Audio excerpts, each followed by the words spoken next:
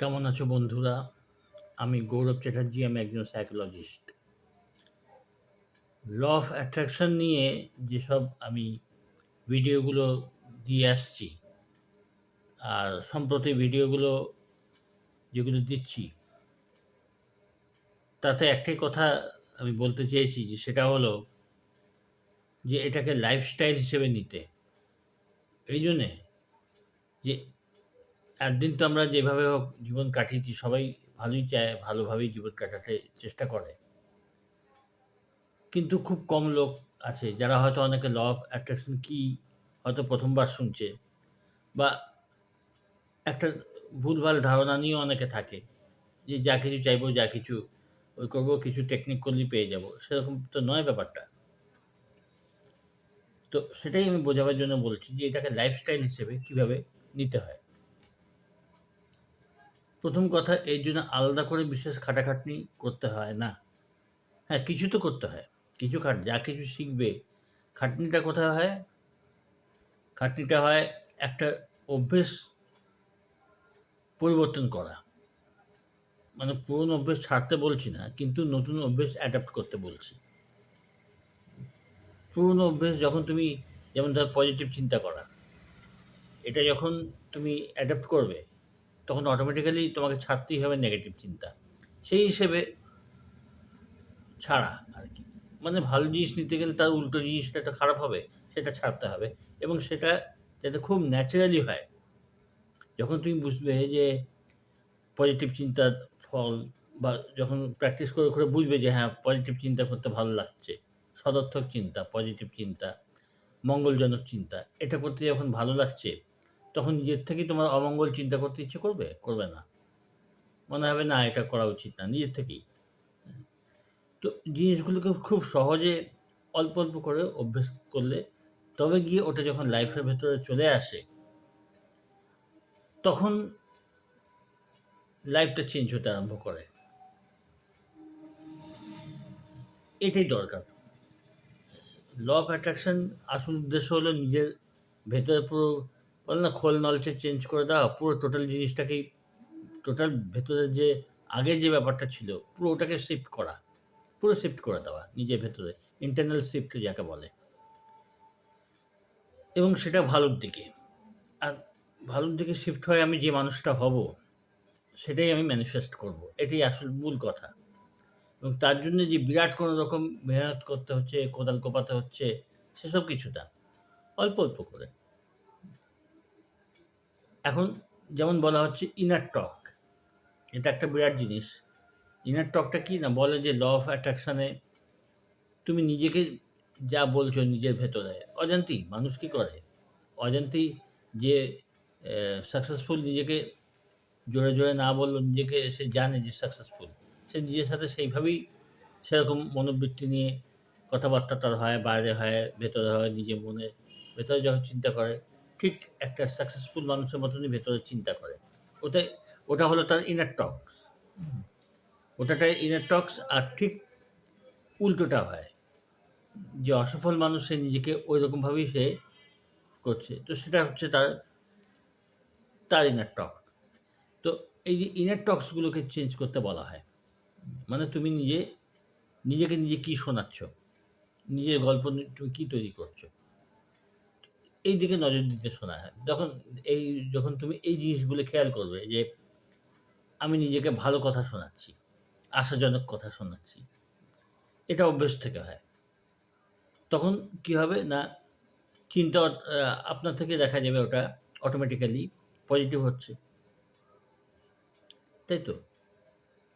তারপর যেগুলো শেখানো হচ্ছে, আর যেসব প্র্যাকটিসগুলো, সবগুলো লক্ষ্য করলে দেখা যাবে সব কিন্তু অবচেতন মনকে কিভাবে প্রভাবিত করছি, নিজে কিভাবে পরিবর্তন আনছি, অথচ ওটা আলাদা করে কিছু করছি মনে হবে না। যেমন নিজের ভেতরে পরিবর্তন আনতে গেলে, বা নিজের একটা ভালো কিছু অভ্যাস তৈরি করতে গেলে, মাত্র ২-৪ মিনিট যদি কেউ মিরর টকিং করে, মানে আয়নার সামনে দাঁড়িয়ে, আয়নার সামনে দাঁড়িয়ে নিজের সম্বন্ধে কিছু ভালো কথা বলছি। মনে হবে যেন ওটা কিছুই করলাম না। কিন্তু দিনের পর দিন যদি কেউ ২-৪ মিনিটও, যখন আমি আয়নার সামনে দাঁড়িয়ে চুল আঁচড়াচ্ছি, বা নিজের ড্রেস ঠিকঠাক করছি। শুধু যদি বলা হয় যে আমি খুব সুস্থ, শরীরের ভেতর থেকেও সুস্থ, ভেতরের আমার যন্ত্রপাতি, অর্গান এগুলো সুস্থ, বাইরের থেকেও সুস্থ। হুম?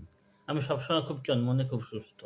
এইটুকু যদি কেউ জাস্ট কমেন্ট লাগে, তুমি দাঁড়িয়ে ড্রেসটা ঠিক আছে কিনা তুমি দেখছো, চুল আঁচড়াচ্ছ বা আয়নার সামনে দাঁড়িয়েছো, সামান্যই। ওই সময় যদি এই চিন্তাগুলো করা যায়, তাহলেই অনেকটা কাজ হয়ে যায়। বা খালি সময় রয়েছে আয়নার সামনে দাঁড়িয়ে নিজেকে বলছি আমি খুব কনফিডেন্ট, আমি দারুণ, আমি খুব হ্যান্ডসাম বা খুব সুন্দরী। এগুলো বলা, কিছুই না। এগুলো অল্প, অল্প অভ্যাস একদিন মন দিয়ে করা হয়নি, এখন মন দিচ্ছি। রাস্তায় চলাফেরার সময় খেয়াল রাখতে হবে, আমার চলাফেরা যেন মানে মোটামুটি একটা সাবলীল সুন্দর একটা আ আ আউটলুক আরকি, যাতে লোকে বুঝতে পারে যে হ্যাঁ, যে তুমি দুর্বল নও। তুমি দুর্বল নও, তুমি অসহায় নও। নিজের ভেতরে চলাফেরার মধ্যে ওই ভাবটা আনতে হবে। সামান্য, সামান্য অভ্যাস। যখন মনে পড়ছে তখন আবার সেই অভ্যাসটা, আবার কখনো ভুলে যাচ্ছি। আবার যখন মনে পড়ছে আবার সেই ভাবটাকে নিয়ে আসা। এগুলো অল্প, অল্প করে অভ্যাস। এগুলো কিন্তু কোনো কঠিন কাজ না। খুব সাধারণ কাজ, সাধারণভাবেই মানুষ এগুলো করতে পারে। ঠিক আছে? আর এরকমই মানে একটা অভ্যাস, আর গ্র্যাটিটিউডটা আগে ওতেও বলেছি। গ্র্যাটিটিউড বা যে কৃতজ্ঞতা, এটা কিন্তু একটা অভ্যাসের মধ্যে রাখা। কিছুটা সময় লিখলাম আমার লাইফে যেসব ভালো, ভালো জিনিসগুলো হয়েছে বা হয়ে চলেছে, তার জন্য কৃতজ্ঞ থাকতে কিছু লিখলাম। আমার ক্যারিয়ার, ব্যবসা বা যা আমি করছি, তাই নিয়ে কিছু ভালো কথা লিখলাম। এইগুলো। নিয়মিত কোনো কিছু ম্যানিফেস্ট করতে হলে তার জন্য একটা স্পেসিফাইড একটা আলাদা প্র্যাকটিস আছে, সেগুলো আলাদা ব্যাপার। সেটা স্পেসিফিক্যালি সেগুলো প্র্যাকটিস করতে হয়, সেটা অন্য জিনিস। এটা আমি বলছি রোজকার। আর মেডিটেশন তো আমি বলেইছি, ওটা মাস্ট। এক্সারসাইজও মাস্ট। তো এগুলো তো ঠিক আছে। তো বলার উদ্দেশ্য সবসময় যেন আমরা প্র্যাকটিসের মধ্যে থাকি ২-৪ মিনিট। কোনো বড় ব্যাপার নয়।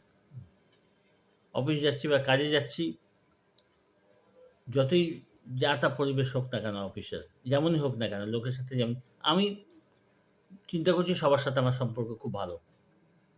হয়তো তার পরক্ষণে কারো সাথে কথা কাটাকাটি হয়ে গেল। ঠিক আছে? এখন তো আমি অভ্যাস করছি, প্র্যাকটিস করছি। আমি নিজে রাখবো যে না, সবার সাথে সম্পর্ক আমার খুব ভালো। এটা করতে, করতে যখন মন চেঞ্জ হতে আরম্ভ করে নিজের, অন্যকে চেঞ্জ করার দরকার নেই। অন্য যেমন করছে করুক, যতখানি পারবো ঝামেলা এড়িয়ে চলবো, এগুলো আমার নিজের দিক থেকে যা করার। মনকে আমি যে ইনার কনভারসেশন বা ইনার টক্স যেটা একটু আগে বললাম, ওটাকে রাখতে হবে যে আমি সবার সাথে আমার সম্পর্ক খুব ভালো, বসের সাথে খুব ভালো, বিজনেসের গ্রাহকদের সাথে সম্পর্ক আমার খুবই ভালো। বাইরে যা হোক, নিজেকে শোনাতে হবে এটা এবং বিশ্বাস এনে চেষ্টা করতে হবে এটা করতে। তো এগুলো খুব একটা কঠিন কাজ না। হ্যাঁ, একদিন যেভাবে চলেছি সেরকম নয়।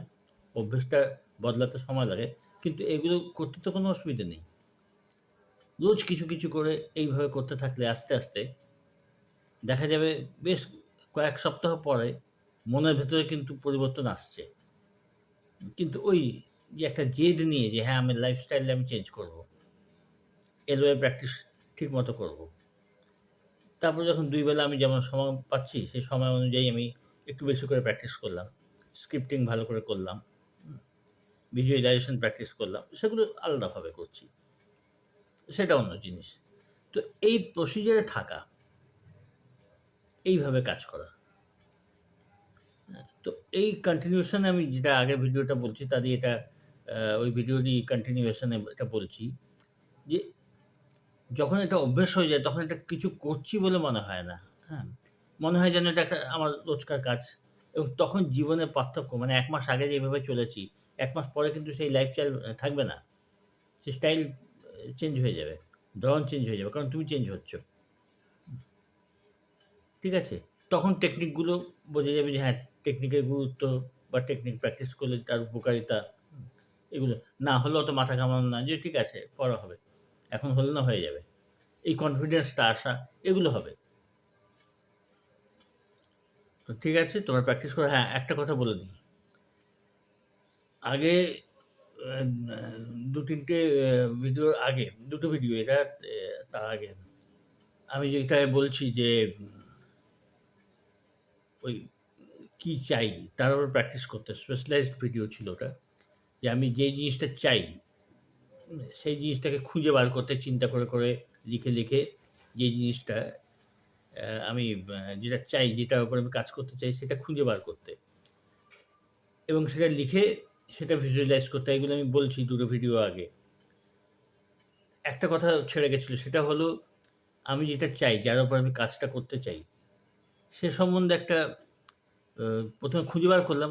১ দিন ২ দিন টাইম নিয়ে খুঁজে বার করলাম কোন জিনিসটার উপর আমি কাজ করতে চাই। মানে এলওএ প্র্যাকটিসটা করতে চাই। সেটা লেখার পর লিখতে হবে কি জন্য আমি জিনিসটা চাইছি। এটা ছেড়ে গেছিল।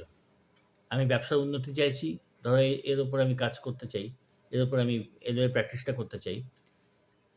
উদ্দেশ্যটা লেখা হয়ে গেল। জানতে পারলাম যে খুঁজে বার করলাম এবং তারপর লিখতে হবে যে কি জন্যে আমি এই জিনিসটা চাইছি পেতে। তো এটাও খুঁজে বার করার একটু যে জিনিসটা আমি চাইছি সেটা পেয়ে গেলে আমি কেন চাইছি, হ্যাঁ? সেটাও তো আমি বার করতে পারব। তো এই কেনটা ২-৩ টে পয়েন্ট ২-৩ টে বা ৩-৪ টে পয়েন্ট দিয়ে লেখা যায় যে এই কারণে আমি এই জিনিসটা চাইছি। তাহলে ব্রেইনকে একটা ক্লিয়ারলি আরো মেসেজ দেওয়া হয়। ওইজন্য এটাও লিখতে হবে যে আমি এই পারপাসে আমি এই উদ্দেশ্যটা পুরো করতে চাইছি বা এই জিনিসটা পেতে চাইছি। ঠিক আছে? এটা ছেড়ে গেছিল এই পয়েন্টটা। যাই হোক, ভালো থেকো, তোমরা ফলো করতে থাকো। খুব ইন্টারেস্টিং সাবজেক্ট। হুম? লাইফটা এনজয় করার মতো এবং এটা প্র্যাকটিস করলে সত্যিই অনেক এনজয় করা যায়। ভালো থেকো, সঙ্গে থেকো।